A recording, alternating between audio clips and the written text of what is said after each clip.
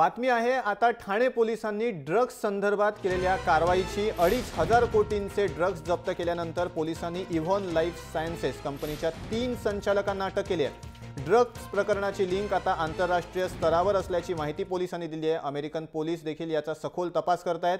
पुनीत श्रिंगी या संचालकांकडून पोलिसांनी 10 kilo drugs ताब्यात घेतलेत। पुनीतच्या साथीने पोलिसांनी मनोज जैन आणि हरजीत सिंग गिलला ताब्यात घेतलंय। या प्रकरणात पोलिसांनी आतापर्यंत 8 जणांना ताब्यात घेतलेलं आहे। ड्रग्स रॅकेट महाराष्ट्र, केनियासह इतरही देशात पसरल्याचं या निमित्तानं समोर आलंय।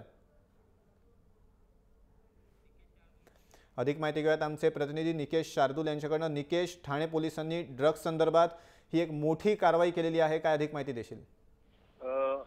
एकंदरीत काही दिवसांपूर्वीच ठाणे पोलिसांच्या हाती मोठ्या प्रमाणात ड्रग्स सापडलेला होता। आता त्याच प्रकरणामध्ये एकूण त्यावेळेला 2,500 कोटींचा इफेड्रिन ड्रग्स प्रकरणात इव्हॉन लाईफ सायन्सेस या कंपनीच्या 3 संचालकांना ठाणे गुन्हे शाखेने आता अटक केलेली आहे। यामध्ये पुनीत श्रिंगी हा या कंपनीत व्यवस्थापक होता। त्याच्या वाहनासह त्याला अटक केल्यावरती त्याच्या गाडीमध्ये 10 किलोचं इफेड्रिन अजून भेटलेलं आहे। त्याच प्रकरणामध्ये पुनीत सोबत मनोज जैन आणि हरजीत गिल याला देखील सुद्धा ठाणे गुन्हे शाखेने अटक केलेली आहे। मनोज जैन याआधी अनेकदा विदेशात गेल्याचे उघड झालेले आहे। या रॅकेटमध्ये आंतरराष्ट्रीय ड्रग माफिया विकी गोस्वामी असल्याचं या तपासात उघड झालंय।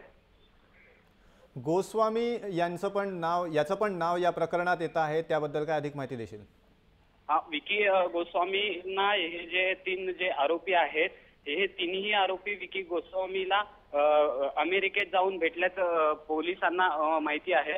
त्या प्रकरणामध्ये अमेरिकन पोलीस आणि ठाणे पोलीस या संपूर्ण प्रकरणाचा तपास करत आहेत आणि गोस्वामीकडनं हे लोक कशा प्रकारे ड्रग्स सप्लाय करत होते यावरती आता अधिक तपास ठाणे पोलीस करत आहेत।